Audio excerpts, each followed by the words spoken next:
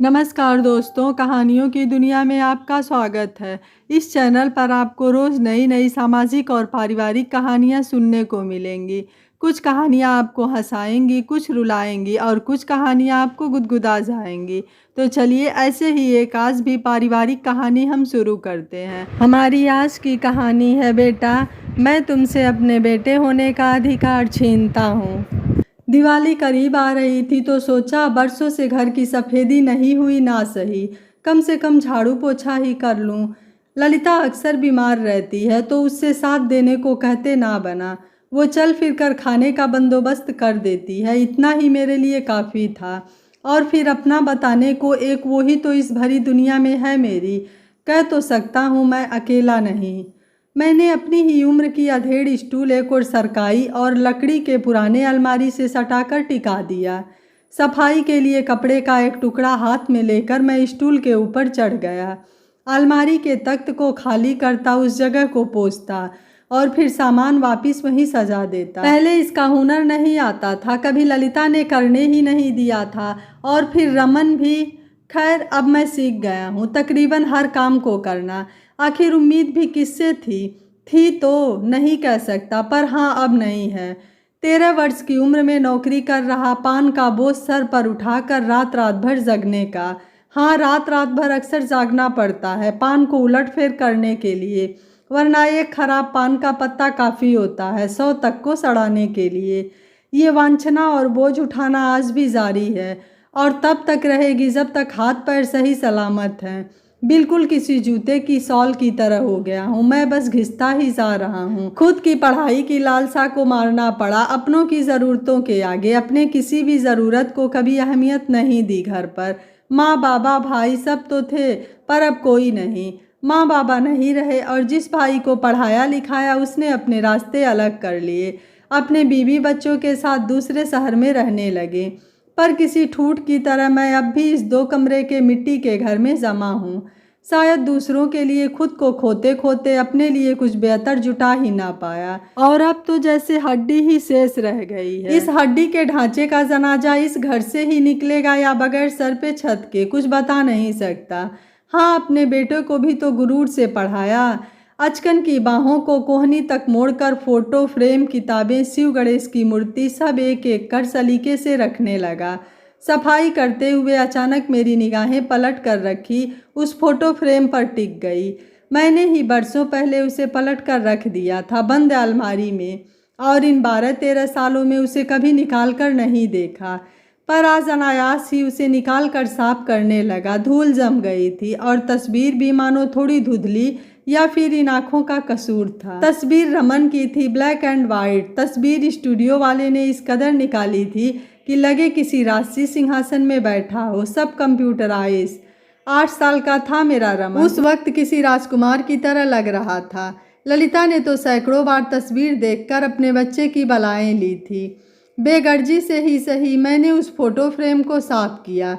तय नहीं कर पा रहा था तस्वीर सीधी लगा दूं या वापस पलट कर रख दूं। काश की जिंदगी की हर बुरी और धूल लगी यादों को भी हम इसी तरह साफ कर अपना हाथ चमका पाते।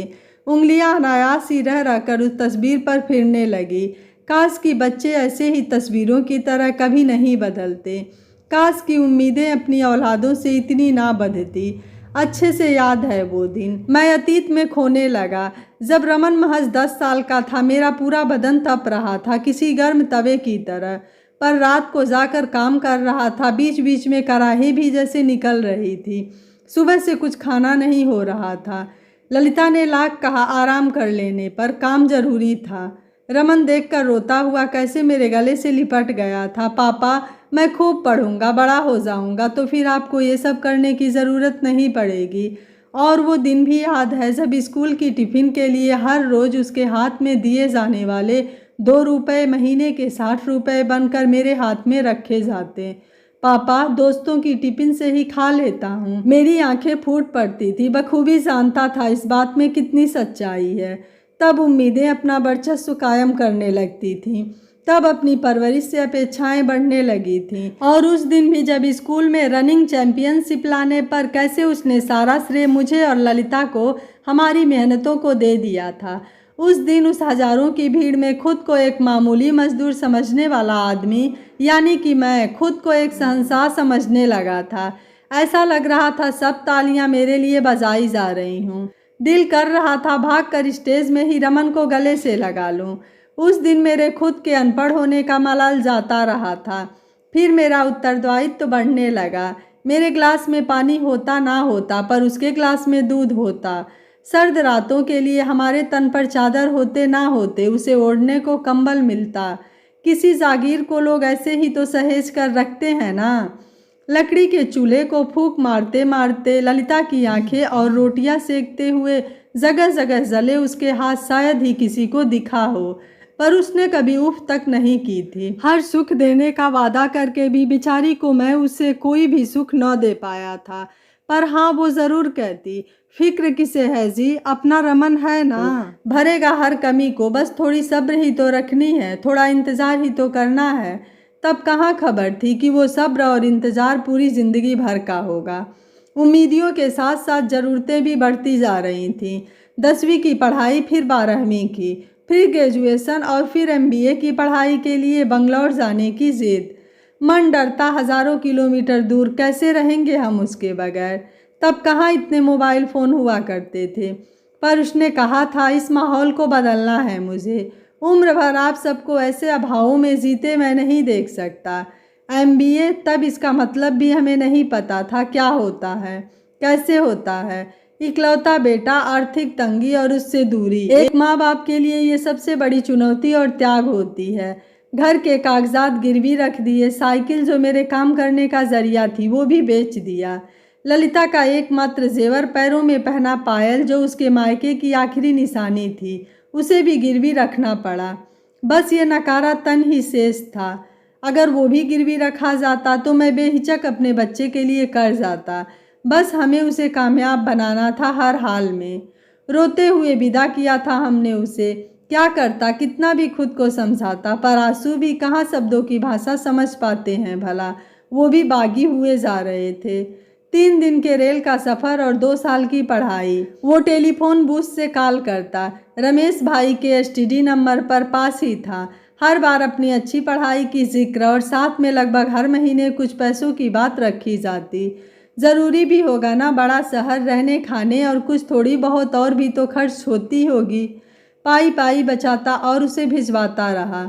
बस 1-2 मिनट बातें करके खुद कह देता, बेटा जब खुद की फ़ोन लेना ना तो हम घंटों बातें करेंगे, पर अभी बचत की ज़रूरत है। रात को जब चारपाई पर लेटता, खपरेल छत को देखकर उससे कहता, रह ले कुछ दिन और, फिर जैसे ही रमन की नौकरी लगेगी सबसे पहले तुझे बदल दूंगा। खपरेल छत की जगह पक्के मकान, साइकिल की जगह मोटरसाइकिल और चारपाई की जगह मखमली गद्देदार पलंग। नींद में ही कभी कभी उन ख्वाबों की हकीकत रूबरू हो जाती। फिर जो ही नींद खुलती दिन के उजालों को कोसता, क्यों मेरे सपने तोड़ दिए। पर सपने भी तो भला सपने ही होते हैं, टूटना तो हर हाल में पड़ता है। इधर ललिता की तबीयत दिन ब दिन खराब होती जा रही थी। मधुमेह और मुझे भी दिल की बीमारी। ज़्यादा करना चाहता तो हांफने लगता, सीने का दर्द की ज़्यादा बोझ उठा पाने में असमर्थ होता जा रहा था। रमन की पढ़ाई पूरी हो चुकी थी और साल भर के अंदर ही उसे एक बड़ी कंपनी में नौकरी मिल गई थी। बढ़िया सा एक मोबाइल भी ले लिया था उसने। कॉल करके बताया कि उसकी जॉब लग गई है। खुशियाँ समेटी ही नहीं जा रही थी और अगले ही दिन हम पहाड़ी मंदिर की 500 सीढ़ियाँ हाँफते हुए चढ़कर शंभू शंकर के दर्शन करने गए। किसी नंगे पांव पैदल चलने वाले व्यक्ति को अगर हवाई जहाज़ में सफ़र करा दिया जाए, बिल्कुल ऐसे ही सुख और खुशी हम महसूस कर रहे थे। उसे देखे 3-4 साल हो गए थे, तो बड़ी मिन्नतों से वो इस बार घर आया, हाथ में एक बड़ा सा बैग लिए, एक डिब्बा मिठाई के, माँ के लिए सुंदर सी साड़ी और मेरे लिए शर्ट, महंगा था काफ़ी शायद, मेरी औकात से बाहर। तब जी रो पड़ा था पहनकर। क्या करता, पहले कभी इतने महंगे कपड़े पहने ही नहीं थे, और उस पर से अपनी औलाद ये खुशी दे दे तो कैसा अनुभव होता है। शायद मैं बता भी ना पाऊँ, पर मैंने कहा था उसे, क्या ज़रूरत थी इतने सारे सामान और महंगे कपड़े लाने की। पहले बेहतर तरीके से नौकरी में जम तो जा। वैसे भी मेरी कमीज अभी 2-3 साल और चल जाएगी। कौन सी मुझे ऑफिस में तुम्हारी तरह बैठ के काम करना है। मजदूर हूँ बेटा, बोझ उठाने वाला। पापा अब नहीं तो कब पहनेंगे, आखिर कमाता किसके लिए हूँ। बड़ा हो गया था मेरा बच्चा, कद से मुझसे भी पार। उसके आने के साथ ही ललिता ने उसे सीने से लगाकर बहुत रोया। कितना दुबला हो गया है रे तू, अपना ख्याल नहीं रखता क्या। माँओं के दिल और निगाहें भी जाने कैसे होती हैं। बच्चा चाहे कितना भी हिष्ट पुष्ट दिखे, पर उन्हें तो फिर भी लगता है कि वे दुबले और कमज़ोर हो गए हैं। नई नौकरी थी तो 15 दिन में ही चला गया था, पर हाँ, सप्ताह के हर आखिरी दिन यानी इतवार को फ़ोन करता। दिल करता उसकी आवाज़ बस सुनता रहूं। ऐसे ही 2 साल और बीत गए। उसने नया फ्लैट ले लिया था। माँ रहने में परेशानी होती है, 20 लाख लगे थे। सुनकर बड़ी खुशी हुई। अब पैसे आने लगेंगे तो कहूँगा कि बेटा पहले अपने इस घर को छुड़ा लेते हैं, पर कहने की क्या ज़रूरत, वो खुद सबसे पहले यही करेगा। उसे एहसास है कि जैसे खुद को तसल्ली देता मैं। पर अगले 1 साल तक फिर कुछ ना हुआ। हाँ, उसने एक और खबर सुनाई कि पापा ऑफिस जाने आने में दिक्कत होती थी, तो इस बार एक नई कार ले ली। खुशी तो हुई, पर इस बार भी कहने से रह गया था। मैं किस मुँह से मांगूँ, वो अपनी कमाई लगा चुका है। पर कोई बात नहीं, कुछ दिन रुक कर कहता हूँ। वैसे कार उसकी ज़रूरत भी तो थी। इधर ललिता की तबीयत और भी बिगड़ने लगी थी। शायद बड़े डॉक्टर को दिखाने की नौबत। एक साथ कई तरह की परेशानियां आ रही थी उसे। वैसे तो हर बार ही ललिता की बिगड़ती तबीयत की जिक्र रमन से होती, पर वो बस आश्वासन देता, डॉक्टर से दिखा दो ना पापा, ठीक हो जाएंगी माँ। इस बार पैसे कम पड़ रहे थे तो संकोचवश ही सही मैंने उससे कहा, बेटा तू तो जानता है मेरे पास उतने पैसे नहीं, और ललिता की बीमारी में बड़ी खर्च हो रही है, तो महीने के कुछ 1,000 ही तो भिजवा दिया कर। उसने एक पल भी बिना अटके कह डाला, पापा इस बार फ्लैट और कार ली है तो हाथ तंग है, साल भर तो भरपाई में लग जाएगी। और पापा आप तो अभी मात्र 2 जने ही हैं, तो खर्च तो आराम से निकल जाता होगा, और आपका काम करना भी तो जारी है। माँ को कहिए थोड़ा आराम से काम करें, तबीयत ठीक रहेगी। कौन सा बेटी का बोझ सर पर है या मुझे पढ़ाना है। आपकी ये चिंता तो मैंने दूर कर ही दी। कुछ था तीर सा जो सीधे आकर दिल में चुभ गया। आगे सुनने का सामर्थ्य ही नहीं था। आंसू जैसे पलकों पर ही ठिठक गए। ना रोते बना ना आगे कुछ कहते। कहने को तो बहुत कुछ कह सकता था कि क्या तेरे बोझ से आज़ाद होने के लिए तुझको यहाँ तक पहुँचाया। कहाँ गए तेरे वादे। क्या लाख में इतना बचत भी नहीं कि 1-2 हज़ार बूढ़े बीमार माँ बाप को भिजवा सके। पर कहकर भी क्या कर लेता, कहाँ समझ पाता वो अब ये सब। बस अपना ख्याल रखना कहकर मैंने फ़ोन रख दिया। कदम को जैसे जबरन घर की ओर ले जा रहा था उस दिन। और सच बताऊं तो उस दिन के बाद से दिल गवाही न करता कि अपनी तबीयत या परेशानी उसे बताऊं, पर था तो पिता का दिल ही। जब इस इतवार को उसका फ़ोन आया तो खुद को जैसे धक्का मारते हुए मैं बूथ जाकर उसके नंबर पर कॉल लगाया। 1-2 और फिर किए गए हर डायल में नंबर स्विच ऑफ। सोचा शायद व्यस्त हो, फ़ोन बंद कर दिया होगा या तबीयत ठीक नहीं होगी। फिर अगले दिन फ़ोन लगाया और ऐसे ही लगातार कई सप्ताह तक लगाता रहा। पर आखिरकार रमेश भाई से पूछा, भाई साहब आपका फ़ोन तो ठीक है। हाँ बिल्कुल, उसने कहा।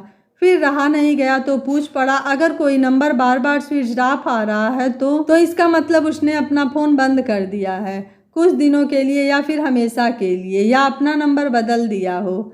क्या कहूँ, क्या घाव लगी थी, किस बात की सज़ा दी। शायद इस बात की कि मैंने उससे पैसे मांगे। मन में 1000 सवाल थे। क्या मेरे भाई की तरह रमन भी हमें नहीं, उसे अंदाज़ा है हमारी परिस्थितियों का। खुद के सवाल पर खुद को ही आश्वासन देता। क्या करता, मैं हूँ ना, कहने वाला एक वो ही तो था हमारी ज़िंदगी में। बड़ी बेचैनी से होती, दिल कचोटता उसकी एक आवाज़ सुनने भर को, पर कैसे सुनता। उसने वो जरिया ही बंद कर दिया था। जब भी ललिता पूछती तो कह देता, हाँ रमन बहुत अच्छा है, तुम्हें बहुत याद करता है। वो थोड़ा काम की जिम्मेदारी बढ़ गई है तो ज़्यादा बात नहीं हो पाती है। उसकी आंखों के रास्ते ममता फूट पड़ती, हज़ारों दुआएं देती उसे, और मैं उसका भ्रम तोड़ना नहीं चाहता था। कैसे कहता, सब कुछ हिम्मत नहीं होती थी उसे टूटता देखने की। अब जैसे रात को चारपाई पर लेटता तो ऐसे लगता जैसे वो खपरैल छत मुझ पर हंस रही हो, जैसे कह रही हो बड़े आए थे मुझे बदलने वाले। फिर एक दिन किसी रिश्तेदार ने मुझे बताया कि रमन ने बड़े धूमधाम से शादी कर ली है, लड़की भी नौकरी करती है। सारे दूर दूर तक के रिश्तेदारों को बुलाया था उसने। अपने चाचा को भी, सारे दोस्त भी और पिता की जगह सारे फर्ज चाचा ने पूरे किए। उसने आगे बताया कि लड़की वाले तो आपसे मिलना भी चाह रहे थे, पर रमन ने सबको बता रखा था कि उसके पापा एक देहाती और अनपढ़ गंवार हैं। हमारे विचार नहीं मिलते हैं और वे मुझे खुद से अलग कर चुके हैं, इसलिए मेरा उनसे कोई रिश्ता नहीं है। अनपढ़ गंवार देहाती, सारे के सारे शब्द किसी शीशे के चूरे सा खून में मिलकर मानो जिस्म में दौड़ने लगा। एक बार फिर मैं टूट चुका था, पर और भी बुरे तरीके से। भाई ने जो तकलीफ दी, इस पीड़ा के आगे तो वो कुछ भी नहीं था। अरे वो तो भाई था, पर ये तो अपना ही खून, जिसने बड़ी बेरहमी से मेरे हर अरमानों, मेरे सपनों और मेरी हर उम्मीदों का खून कर दिया था। ये अनपढ़ शब्द मुझे तब भी उतना नहीं चुभा था जब मैंने पढ़ाई नहीं की, और इस शब्द का सामना इस रूप में अपने ही जिस्म के टुकड़े से मिलेगा, कहाँ सोचा था। कई लोगों ने मुझे ताने दिए कि क्या किया तूने अपने बेटे के साथ, जो उसने पिता की जगह अपने चाचा को रखा। क्या कहता, क्या किया था मैं? एक बेटे से उसका फर्ज निभाने भर को ही तो कहा था, पर जुबां नहीं खुलती। अपनी ही अधूरी परवरिश का ताला लगा था इस जुबां पर। फिर ज़्यादा दिनों तक मैं ललिता से झूठ नहीं बोल पाया। कैसे छलता उसे, कब तक झूठी उम्मीदों में झिलाता उसे। आखिर मेरे अलावा उसका भी तो इस भरी दुनिया में कोई नहीं था। उस दिन 60 की उम्र 90 की लग रही थी। ऐसे लग रहा था कोई सहारे की लाठी ले गया। उस दिन मान लिया था एक माँ के सब्र को, सुनकर भी एक शिकायत के शब्द तक ना कही अपने बच्चे को, बस खामोश रही, शायद मेरे लिए। पर हाँ, सालों तक उसके गले की सिसकियाँ आधी आधी रात को सुनी थी मैंने, और जब आवाज़ देता तो यूं खामोश हो जाती जैसे वो सो रही हो। बड़ी रहस्यमयी होती हैं ये औरतें, दिल में कितना दर्द है कोई आंक भी नहीं सकता। और अब तो सुना है उसका एक बेटा भी है, बड़ा हो गया है। उसकी तस्वीर तो कभी नहीं देखा, पर हाँ, आंखों में उतर जाता है। रमन का ही प्रतिरूप होगा। क्या सचमुच रमन का प्रतिरूप होगा? अतीत और वर्तमान के बीच झूल ही रहा था कि ललिता ने आवाज़ लगाई, ए जी, चाय ले आऊं? हाँ हाँ, घबरा कर कहते हुए मैं तस्वीर को अलमारी में रखने ही वाला था कि अलमारी से निकली कील हाथ की चमड़ी को भेद कर चुभ आई। खून निकलने लगा, जोर की जलन हुई। मैंने उतर कर एक कपड़े का पतला टुकड़ा उस पर बांध दिया। ऐसे ही चुभी थी ना रमन की बातें उस दिन, या इससे भी कहीं ज़्यादा। मैं सोच ही रहा था कि तब तक ललिता 2 प्यालों में चाय लेकर आ चुकी थी। मेरे हाथ को देखकर ही समझ गई।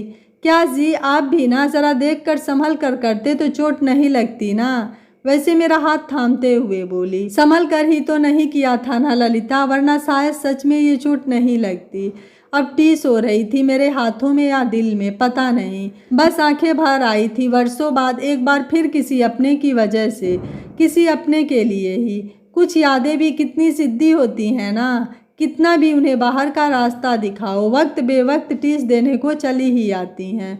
बस इस जन्म में कर्जदार हूँ ललिता का, शायद उसके पैरों के वो 2 जोड़े पायल लौटा पाऊँ। समय अपनी गति से चला जा रहा था। मुझे लगता था कि ललिता अब रमन को भूलने लगी थी। एक दिन ललिता मेरे पास बैठी थी और उसने मुझसे कहा कि हमारे परवरिश में कहाँ कमी रह गई थी, जो रमन ने हमसे मुंह मोड़ लिया। कहते कहते वह बेहोश हो गई। मैंने उसे गोद में उठाकर खाट पर लिटाया और उसके मुंह पर पानी के छींटे मारे। बेहोशी की हालत में भी वो रमन का नाम ही बड़बड़ाए जा रही थी। ज्यों ही उसकी आंख खुली, उसने मुझसे कहा कि क्या आप मेरी एक आखिरी इच्छा पूरी करेंगे? मैंने कहा, ललिता, मैं तुम्हारी हर इच्छा पूरी करूँगा, बस आखिरी मत कहो। यह कहते कहते मेरा गला भर आया। मैं एक आखिरी बार बस रमन से मिलना चाहती हूँ, मुझे उससे मिलवा दो, ललिता ने कहा। किसी परिचित के मदद से मैंने रमन के चाचा को फ़ोन करवाया और उससे रमन का नंबर लिया। रमन को नंबर मिलाया।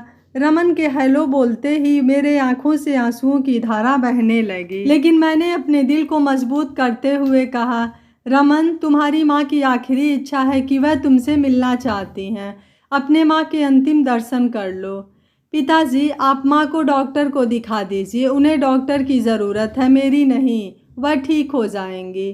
कहकर उसने फोन रख दिया। जब तक मैं घर आया तब तक ललिता इस दुनिया को छोड़कर जा चुकी थी। शायद उसे अपने बेटे का जवाब पता था। मेरी आंखों से आंसू सूख चुके थे।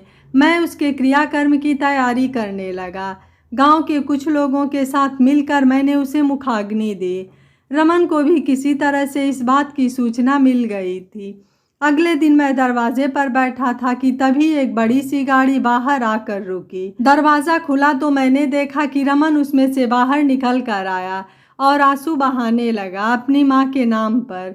और उसने मुझसे कहा, पिताजी, हम माँ का क्रियाकर्म बहुत अच्छे से करेंगे, आप चिंता मत करिए, अब मैं आ गया हूँ। कौन से पिताजी, कौन सी माँ? तुम्हारे कोई पिताजी कोई माँ यहाँ नहीं रहते हैं। तुम्हारी माँ की आत्मा को तो तुमने बहुत पहले ही मार दिया था। आज तो तुम्हारी माँ का शरीर मरा है। मैंने 5 ब्राह्मणों को भोजन कराने का इंतज़ाम कर दिया है और उन्हें करा कर ही तुम्हारी माँ को मुक्ति दे दूंगा। और मेरे मरने के बाद भी तुम मेरी लाश को हाथ मत लगाना। आज मैं तुमसे मेरा बेटा होने का अधिकार छीनता हूँ। रमन ने अपने पिता से माफ़ी मांगने की कोशिश की, लेकिन उन्होंने उसे माफ़ नहीं किया। रमन मुंह लटकाए वापस चला गया था। दोस्तों, यह सिर्फ कहानी ही नहीं, हमारे समाज की एक घिनौनी सच्चाई भी है। हमारे यहाँ आसपास में बहुत सी ऐसी घटनाएं हैं जहाँ माँ बाप ने अपने खून पसीने से सींचकर बच्चों को पढ़ाया लिखाया और वही बच्चे आज बड़े होकर माँ बाप को सहारा देने से कतराने लगे हैं। क्या वह माँ बाप बदनसीब हैं जिनके बच्चे उन्हें बेसहारा छोड़ देते हैं? नहीं, मैं तो यह कहती हूँ कि वह बच्चे ही बहुत बदनसीब हैं जो अपने माँ बाप के प्यार की अहमियत नहीं समझ पाते हैं, उनकी कद्र उनके जीते जी नहीं कर पाते हैं। आपकी इस कहानी के बारे में क्या राय है? आप मुझे अपनी राय कमेंट ज़रूर करिएगा। वीडियो पसंद आया है तो वीडियो को लाइक, शेयर एंड चैनल को सब्सक्राइब कर लीजिएगा। Thank you for watching. मिलते हैं अगली कहानी में।